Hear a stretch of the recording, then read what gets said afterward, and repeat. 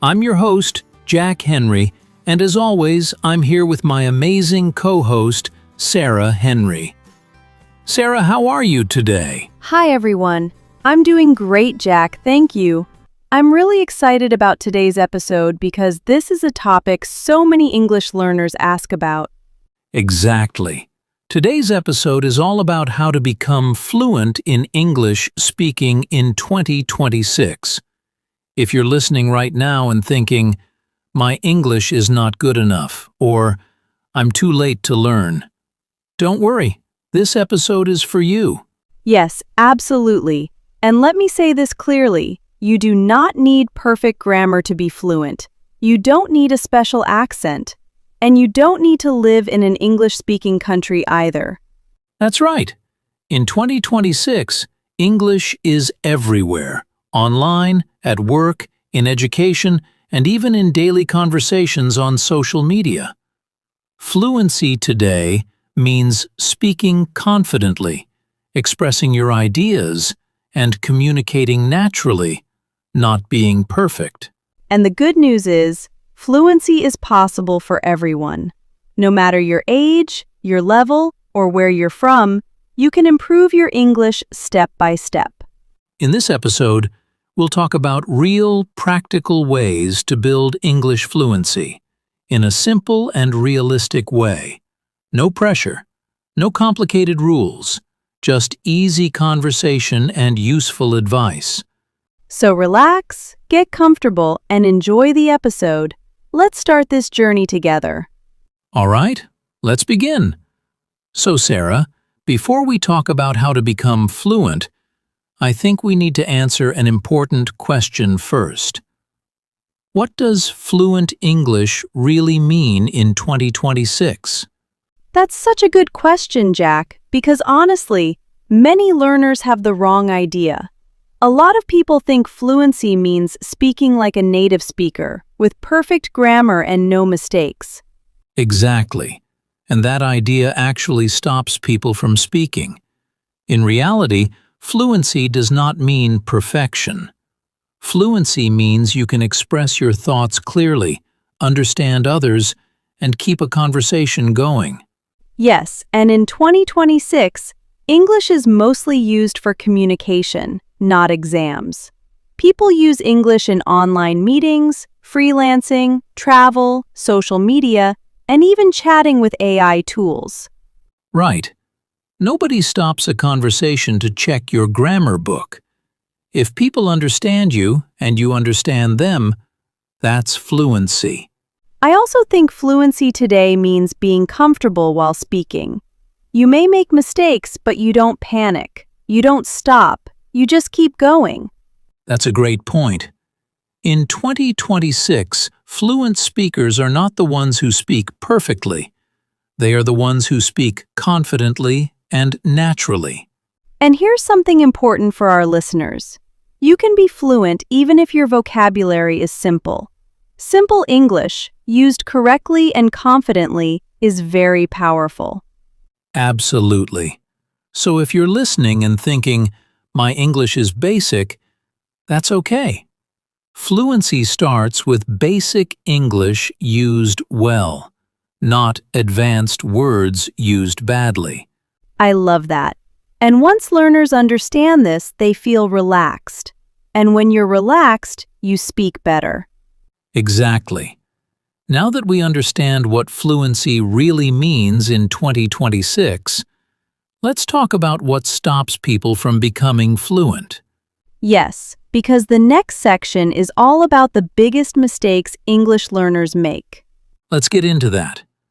All right, Sarah, now let's talk about something many learners don't like to hear, but really need to hear. What are the biggest mistakes English learners make? Honestly, Jack, the biggest mistake is not speaking. So many people study English for years, but they wait and wait before they actually start talking. Yes, and they're waiting for the perfect moment. Perfect grammar, perfect vocabulary, perfect confidence. But that moment never comes. Exactly. And another big mistake is being afraid of mistakes. Learners think, if I make a mistake, people will laugh. But in real life, most people don't care. They just want to understand you. That fear is powerful. It stops people from opening their mouth. But here's the truth. Mistakes are not the enemy. Silence is. Wow, that's so true. Another mistake I see a lot is focusing too much on grammar rules. Learners know many rules, but they can't say one simple sentence in a real conversation. Yes, grammar is useful, but grammar alone will not make you fluent. Children don't learn grammar first. They listen and speak. Adults can learn the same way. I also think learners don't listen enough. They read and write a lot, but they don't spend enough time listening to real English, like podcasts or conversations. That's a huge one. If you don't listen, your brain doesn't learn the rhythm, pronunciation, and natural phrases of English. And one more mistake, comparing yourself to native speakers. That comparison kills confidence. Absolutely. You're not trying to become someone else. You're trying to become a better version of yourself in English. So, if you're making these mistakes right now, don't feel bad. Almost every English learner makes them. The good news is, once you know these mistakes, you can start avoiding them.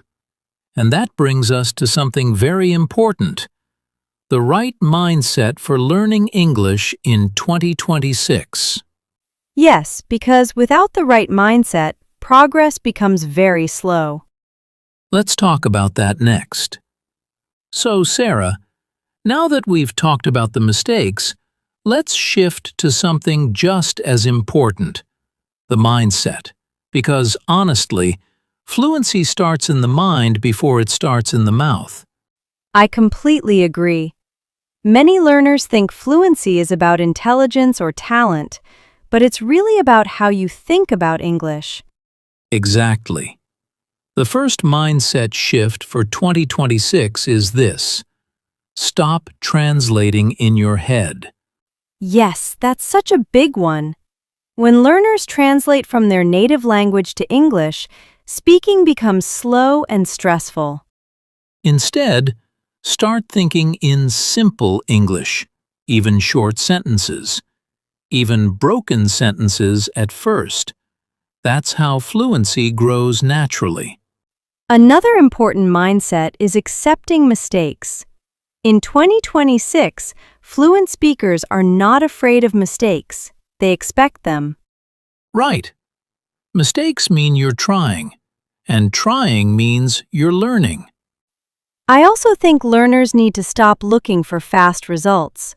Fluency is not a one-week challenge. It's a daily habit. That's such an important point. In 2026, consistency beats motivation. 10 minutes every day is better than 2 hours once a week. And here's my favorite mindset rule. Speak first, correct later. I love that. When you speak freely, your confidence grows. And once confidence grows, accuracy follows naturally. So, if you're listening right now, remind yourself, you don't need perfect English today. You just need better English than yesterday. Exactly. With the right mindset, fluency becomes realistic and even enjoyable. And now that the mindset is clear, let's move into something very practical. Yes, next, we'll talk about daily speaking habits that actually work in 2026. All right, Sarah, this is the section many listeners are waiting for. Let's talk about daily speaking habits, the kind that actually help you become fluent in 2026. Yes, because people always ask, what should I do every day? And the good news is, you don't need long study hours. Exactly. The first habit is simple but powerful. Speak English every single day, even if it's just for 5 or 10 minutes. And you don't even need another person at the beginning. You can speak to yourself, talk about your day, or describe what you see around you. That's right. Your brain doesn't know the difference between real and practice conversations. Another great habit is shadowing. This means listening to a short audio, like a podcast, and speaking at the same time as the speaker. Yes, shadowing improves pronunciation, rhythm, and confidence. It helps your mouth and brain work together. I also love the habit of recording your voice. At first, it feels uncomfortable, but it works. It really does. When you listen to yourself, you notice your mistakes and your progress. And in 2026, we have so many tools. You can use language apps, AI chat tools, or even voice messages to practice speaking. Exactly. But here's an important warning. Don't just use tools. Use them actively. Speak, respond, and interact. Another habit is keeping your conversations short and simple. You don't need long speeches. Yes, short conversations build confidence faster than long, stressful ones. And finally, repeat, repeat, repeat. Repetition is not boring, it's powerful. That's so true. Fluency comes from doing simple things again and again. If listeners remember just one thing from this section, it should be this: daily speaking beats perfect planning. Beautifully said. Now, speaking of daily listening and speaking, Yes, let's talk about how podcasts and real conversations can speed up fluency. that's coming up next. So, Sarah, we've talked a lot about speaking, but listening is just as important. Let's talk about how podcasts and conversations help learners become fluent faster. Absolutely. When learners listen to podcasts, they hear real English, not textbook English. Yes, they learn how people actually speak, pause, connect words, and use everyday expressions. And podcasts are great because you can listen anytime while walking, cooking, or traveling. Exactly. That means more exposure to English without extra pressure. Another big benefit is pronunciation. When you listen regularly, your ears get trained. And when your ears improve, your speaking improves too. That's such an important point. You can't say a word correctly if you've never heard it correctly. Podcasts also help with natural phrases, the kind of English people actually use in conversations. Yes, and that's why conversation-based podcasts are especially powerful. They show how questions and answers flow naturally. And this is where our Easy Conversation podcast fits in. We keep the English clear, slow, and natural so learners can follow along easily. Exactly. You can listen once for understanding, then listen again and repeat sentences out loud. That repetition builds confidence, and confidence builds fluency. So if you want to speak better, don't just study more, listen better. And combine listening with speaking. Pause the podcast, answer questions, repeat phrases. That's the key. Listening plus speaking equals progress. And now that listeners know how to practice, let's give them something very practical. Yes, next we'll share a simple 30-day fluency plan anyone can follow. Let's make this very simple and very practical. Let's share a 30-day fluency plan that anyone can start today. Yes, because many learners feel confused. They ask, what should I do every day? So let's answer that. Here's the idea. You don't need to change your whole life. You just need small daily habits. For day 1 to day 30, start with listening every day. Just 10 to 15 minutes of English audio, like a podcast. And while listening, don't worry about understanding every word. Focus on the main idea and the sound of English. Next, speaking every day. After listening, speak for 5 to 10 minutes. You can repeat what you heard, summarize it, or talk about your own day. Another important habit is weekly review. Once a week, listen to the same episode again. You'll be surprised how much more you understand the second time. Also, keep your goals realistic. No long lists. No stress. Yes, fluency is built through calm, consistent practice, not pressure. After 30 days, learners usually feel more confident. They speak faster, think less, and feel more comfortable in English. And the best part is, you can repeat this plan again and again. English fluency is not a finish line, it's a lifestyle. And now, let's bring everything together and close today's episode. We're coming to the end of today's episode. Yes, and if you're still listening, that already shows you care about improving your English.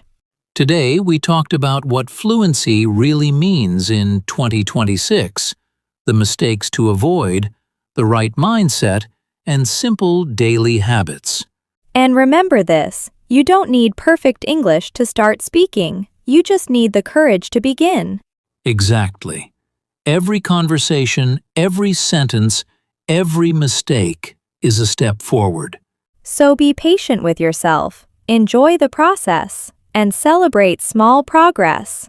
If you enjoyed this episode, don't forget to follow the Easy Conversation podcast and share it with someone who's learning English.